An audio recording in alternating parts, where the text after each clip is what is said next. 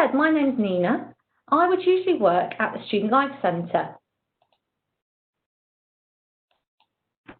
You can see on this slide here, we've got a couple of pictures of the physical building at the Southwark campus. The Student Life Centre, we like to call a one-stop shop for all things non-academic, whether that be wellbeing, disability services, student advice, which is my service area, which I'll talk about, general inquiries, anything non-academic during your time at university, please come and find us. Now, we have, just like the rest of your course studies this year, a blended approach to student life. We do have our campus help desk open, but actually we've got lots and lots of information online, and you will be booking appointments to meet with me and my team via the phone, Microsoft Teams, live chat, any kind of virtual way that makes you feel comfortable and means that we can offer you that private space to talk about things that might be on your mind. As I said, my name is Nina and I work in student advice. Our area is all around money, and that's what you're here to find out about today. Money management, navigating the world of student finance, hardship arrangements, as well as a few other areas, and that's support for independent students, care leavers, or students who might identify as being estranged. Also, if you were thinking about interrupting, which is taking time out from your studies, or withdrawing and leaving the university. Okay, so for today though, you're here to think about money management. On the right-hand side of your WebEx, you're going to see in a minute a poll, and I'm going to kick it off in a moment. It's just a very simple question. If you can all respond, it just helps me to know who I've got on the call a bit today. Okay? And I'll read the question out if I can see it.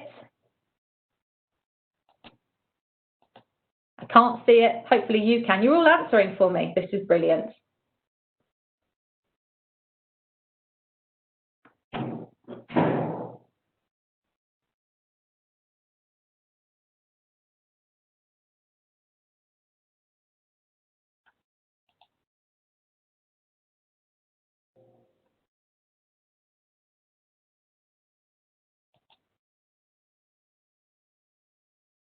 Great. So do you feel confident in knowing what financial support is available to you as a student? That's really helpful for me to see that actually loads of you responded, and if I can share the responses with you now. We've got a nice mixture. That's really helpful for me to know. Some of you then might find this presentation information that isn't necessarily new to you.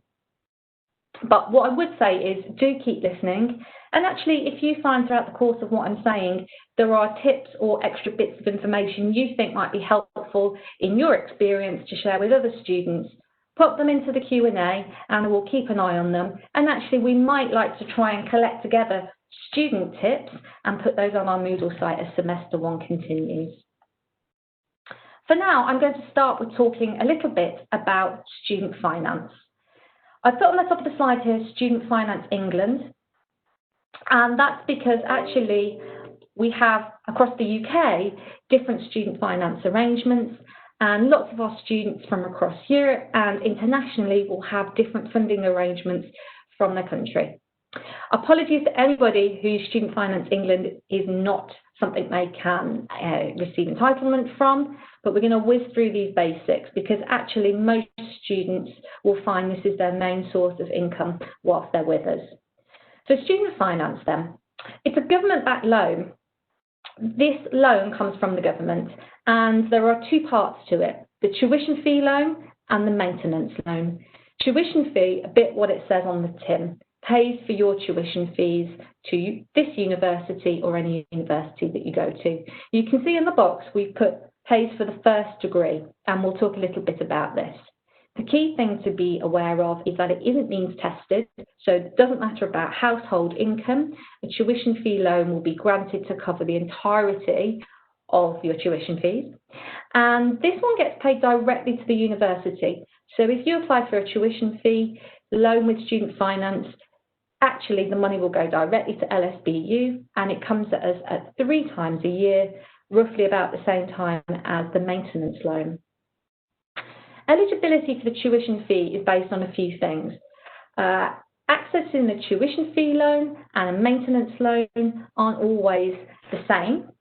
And the key things to think about with tuition fee loan is a student's nationality, a residency, a little bit towards with age, but one we put in bold here that we will talk a little bit more about is previous study. And some of you as first years might have experienced this already, but actually if you have studied elsewhere before or you've had to repeat a year, you might find that Student Finance want to talk to you a little bit more about this, or may at first not actually have given you a tuition fee loan. We will come on to this. Second of all, we've got the maintenance loan. This is a student's money towards living costs. And because it's to help you with things like rent, food, travel is a big one, this part gets paid directly to the student. The means testing here is in place. So that means a student that applies for maintenance loan, part of that will automatically come to them. So there is a minimum amount of maintenance loan. But the second part of it is really down to how much income there is within a household. So if a student's under the age of 25, you would have had to have submitted parents, carers, or your partner's income details. If you're over 25, you submit your own. And then Student Finance assess that. So a student with a very high income will be given less maintenance loan than a student with a lower household income. This is paid to us 3 times a year, and as we said, it gets paid directly to you. So thinking a bit more about the maintenance loan being paid, you will hopefully in the next week or so be receiving your first instalment. I don't know if anybody has already, but actually a first payment will come after a student has enrolled at university in September, second will come in January, and the third in April. We put here on the slide, the April payment lasts the summer, and this summer in particular, we've seen the importance of that and holding it in mind. We've got some top tips throughout this presentation, and this is a key one for us, is about thinking about a large instalment coming to your bank account, and then you're not receiving another 1 to 3 to 4 months at a time. Actually, we would always ask students to think about paying yourself a set monthly amount. That means for anybody that has to pay monthly rent to a landlord or needs a regular income, you could arrange for your Student Finance maintenance loan to go into one half of your bank account, and it gets moved like a pot, or perhaps from one bank account to another, an equal amount every month. So you always know you have your basic rent cover there, and then you have a small amount of living allowance. This was really important this summer, as you can imagine. Lots of our students have part-time work, 0 hours work, and they really wanted to rely on that over the summer holiday. And as we know, a lot of that work just hadn't been available, so students found themselves in a difficult position. Please really do think about paying yourself that monthly wage. And if you want to do any lobby work with the government about changing student finance regulations, check out NUS. Okay. My next part of this slide is about when things don't go to plan. This is taking us back to the tuition fee arrangements that I mentioned before. Quite often, a student will need to repeat a year as student, or they start a degree and it's not the one for them and they want to change to another. What isn't always clear, Student Finance being a government-backed loan doesn't automatically issue tuition fee loans for the amount of years we want to study. There is a limit. And that limit is usually enough tuition fee loan for the average number of years of a degree. So say 3 years, or if you're on a 4-year degree, you would be given 4 years. And then Student Finance will grant a student 1 extra year. And that's to allow for things like changes or repeat years. However, as we've said, things in life can happen, and perhaps a student will need more than those 3 years, perhaps plus 1. If that's the case, you might find Student Finance say, we can't issue tuition fee loan. It will be down to you as a student to find that money. And actually what we would say, if that were ever to happen to you, please do come in to see us at Student Life Centre, because we can help you to appeal that and to think about different ways to discuss with student finance, trying to get that extra tuition fee loan in place. Okay, if there are any questions about that, please put that in the Q&A section, or as I said, come and find us. We're going to stick with student finance now. And as well as the tuition fee loan and the maintenance loan, there are a few other things that we would want you to think about. And again, hopefully, this is something you've all come through now as you enrolled with us. But student finance offers support for students with a variety of needs, students who are parents, students with disability, including mental health, any student with adult dependents, so perhaps they're caring for an older relative, and also if you were under 25 and you were a care leaver or you were standing on your own 2 feet. If any of those apply to you and you're not sure that you have the full entitlement from student finance that you think you should, please come and see us. Again, we can help students throughout the year review their entitlements, because any of these things might happen to you at any other time, and actually you might find there's a little bit more support you can get from student finance. I've included the COVID little box there at the bottom, and that's because all of these things are open to student finance every year, but there are a few key things that we found in particular are things that students might want to think about. So that is, if you were over 25 and your income has dropped and changed since you made your application for student finance, perhaps you weren't getting the maximum amount, which is about £12,000 for maintenance loan, you might want to try and get your entitlement reassessed. That's one thing you can do. Also, any of our EU students out there, you'll be aware that there are separate arrangements and they are linked to your employment. But what happens if you're on furlough? Well, actually, student finance have agreed to honour your kind of situation in employment if you are on furlough. Please come in and make an appointment to see us, and we can talk through your individual situation. So we're talking about this year a little bit, and I do need to mention with student finance, this might sound obvious, but I am going to spend a minute on it. We're all speaking virtually. We're not in a lecture hall together. And so that actually means many of you might be in different parts of the country, different parts of the world, and you're not yet coming into London. If you have student finance, you must keep them up to date with your current living situation. I've given some examples there about moving from one location out of London and into our halls of residences or into private rent. Or we know students that are currently in London getting ready for a placement, and then they might want to move out again. Please do keep student finance updated. A student that is living in Birmingham, put that one out there, will be getting less maintenance loan than a student that lives in London. So actually, some students might find that they want to say that they're in London and they're not. However, student finance do make checks. And we wouldn't want any student to be found out by student finance, because what happens is they will take any finance that they think they have overpaid a student out of your next instalment. So it's not a case of, right, we'll add it to the bill at the end. They will take it out of your next instalment, leaving a student really short. So again, any concerns about that, please get in touch. I've talked about student finance enough, so let's flick on to something else, okay? Just a quick mention to any students on the call that are with us in our health and social care school. Many of our allied health courses, so things like nursing, occupational therapy, are entitled to further support from the government, and that is through the NHS. There is a whole separate NHS funding website and set of arrangements, and in addition to your student finance, this year there is a new training grant that is now eligible for you, and there is also additional support for placements, childcare, things like that. Hopefully you've been given all that information, but please, here's the website here, and again, we'll make this available for you if you do want to check it out, or if you haven't been able to apply successfully as yet. Right, I think we've thought enough now about the main entitlements as a student. Let's think a little bit more generally, something that might apply to all students. So anyone on the call that isn't eligible for student finance, come back in the room, I say.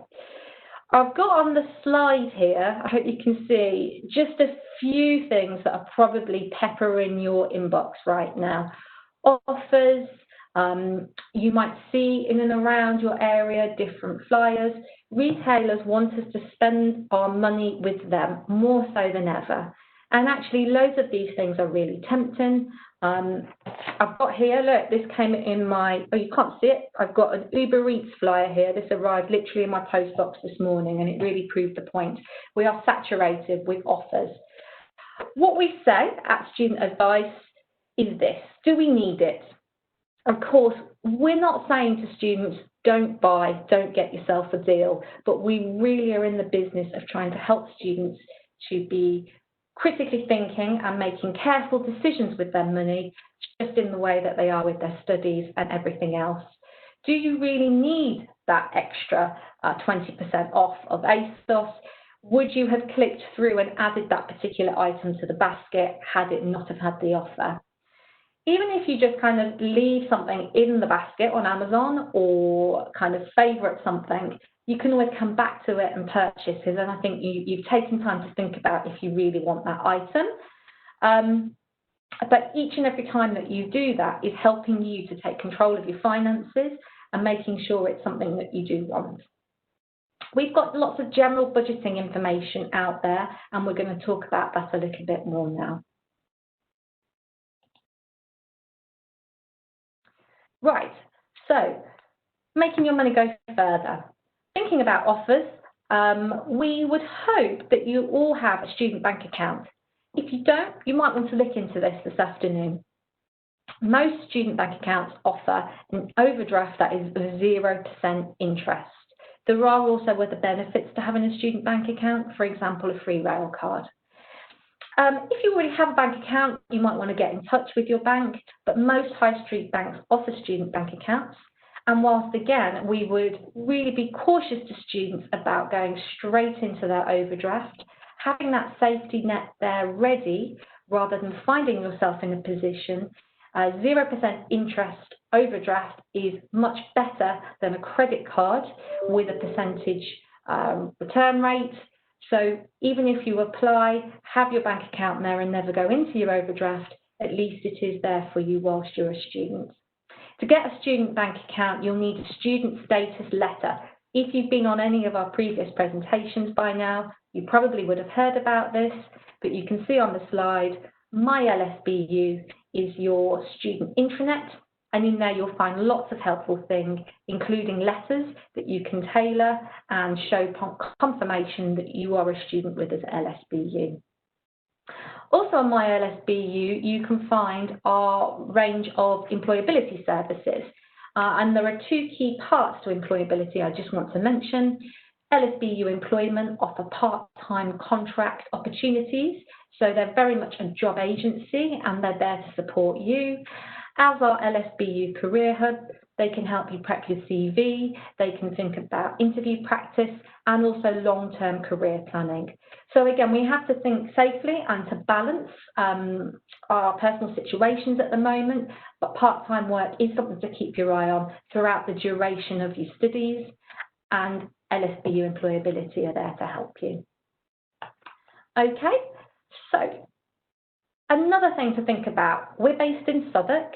In central London, we do need to think about our money and travel. In any survey we do, travel always comes up as a key student expense. So again, just the basics for today. TfL, Transport for London, that's our London Rail network, our integrated network, should I say. You're all eligible to get a student Oyster photo card. Now, this will save a student money on travel cards. So say, for example, Zone 3 to 1, or a bus or a tram pass. The student discount doesn't apply to individual journeys, pay-as-you-go journeys. However, we do advise students to get hold of a student Oyster photo card because you can use that whether it's for pay-as-you-go, or if you do find yourself using a daily or weekly travel card, your discount is already on there. You might need a student status letter to get one of those, so again, remember My LSBU. In addition to the Oyster card, we have a rail card too, rail discount. And I've put on the slide here, it goes by a few different names. So you might hear people call it a young person's rail card, and actually the official national rail guidance is known as the 16 to 25 and students rail card. This rail card is for all full-time students, so you are available to purchase it. I think it's £30 this year. But actually, it will get you 1/3 off your fares. You can also link it to your Oyster card to get a bigger discount overall. And we find students really that buy these rail cards have kind of saved the money within 2 or 3 journeys. Again, you can sometimes get this rail card free with your bank account, so it's definitely worth getting hold of. And those things combined right now, if your travel isn't every day the same destination, think about this as the year progresses and your whole time as a student, you are going to need to move around London, so these things are important. Other things to think about, particularly right now, TfL have a hopper fare, which relates to the buses, and that's a pay-as-you-go, so you will tap yourself on one bus, and then actually you have unlimited journeys, so you could get off one bus and hop onto another bus, tap, but you're still not charged, it's just one fare.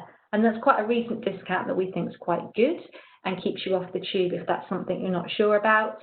Another way to keep off the tube is cycling, and we've got lots of health and wellbeing sessions this week, so it's just a quick shout out at this point to our Academy of Sport. But Santander cycles sometimes go by the name of Boris bikes. Students can get a discount on membership for that for the year. And actually, any NHS workers out there currently, you can have access to these Santander cycles for free. We've got them outside our Student Life Centre, dotted all around campus and all around central London. So they're a great way, if you're not too sure about cycling, to just test the water a little bit and have a little go without having to buy all the kit. Okay. We're coming towards the end of our presentation now. I can see lots of questions in the Q&A section, which is brilliant. We've just got here a few more general top tips and sources of information that we use in our team.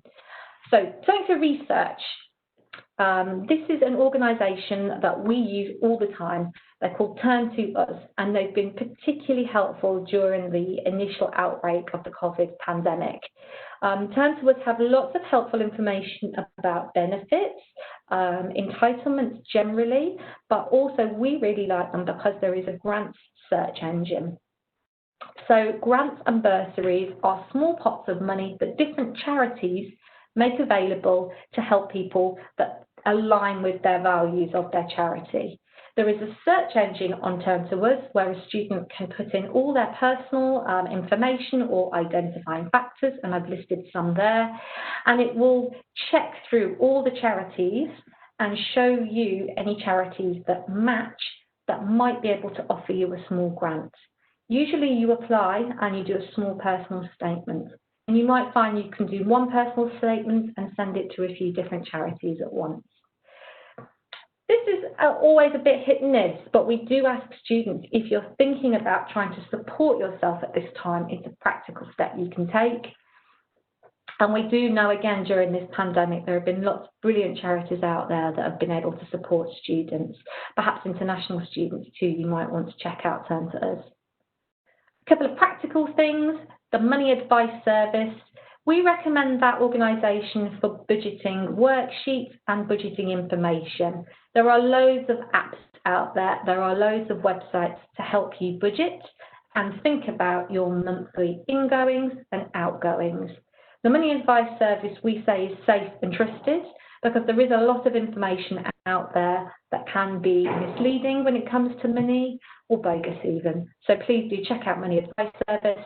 And then finally, if you're audio and you like to listen, we've got some good podcasts, and BBC have produced some recently. That one's been updated. There's a couple of Money 101s.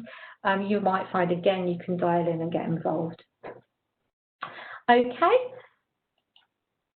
Top tips for LSBU. We know that talking about money can be worrying. This year, more than ever, it's been an incredibly stressful time for lots of our students. And the impact of difficulties of money can really kind of cloud your thoughts and take over your mind and stop you from studying and achieving what you want from us here at LSBU. So we have to give a shout out to our mental health and wellbeing team colleagues. We have a Silver Cloud. This is an online self-help wellbeing tool, and as the semester progresses, we're going to be doing a bit of a shout out for a Money Worries module, so please keep your eye on our Student Services Moodle pages to find out more. We also have a really good service here. Because we have a law school, we have the LSBU Legal Advice Clinic. This is a free service for all our students, and it is staffed by our law students. They work under supervision of solicitors, but actually it can be really helpful, and they are also offering a full virtual service at the moment. The website is just there, but as I said, you should be able to find all of this on My LSBU. So I'm bang on time. I didn't mean for that to happen, which is brilliant. But I've been saying throughout, please get in touch. How do you get in touch? You can see whatever the question is, we are here to help you this year and for your duration of your studies. We have a phone line, and we also have a live chat function, and you access live chat through the My LSBU webpage. We're here Monday to Friday, 11 till 3, and that's for the phone line and the live chat. But you can, of course, email us at any time, and then a student advisor will come back to you. The help desk at Southern Campus is open, and we must remind students to practice social distancing and to come onto campus for their course reasons only. And then if you were on campus and wanted to speak to a student advisor, you can at the help desk. We offer at Student Advice one-to-one confidential appointments. Those won't be taking place in person. They will be via a phone call or via Microsoft Teams.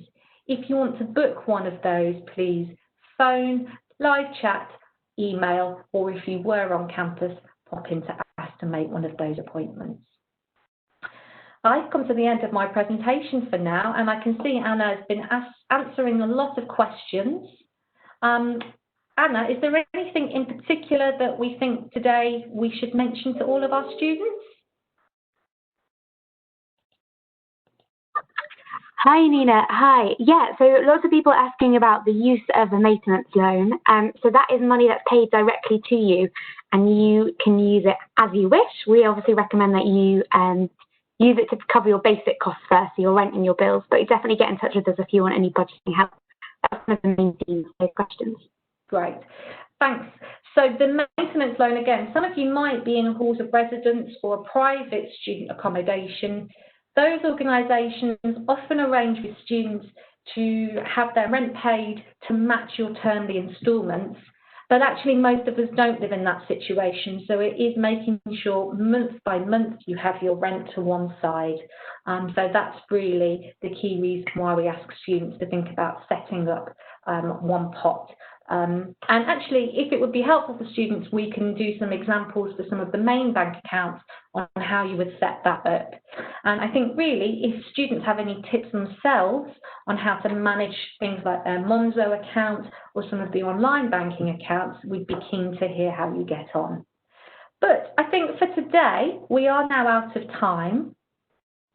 Thank you, 116 of you, 15, 14, you're all heading off to the next one, which is absolutely fine.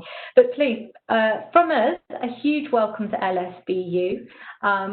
Thank you for enrolling, thank you for taking time today. There are lots of welcome presentations going on throughout the week. I think it's SU next, so check them out. But otherwise, enjoy your sunny Tuesday. Thank you.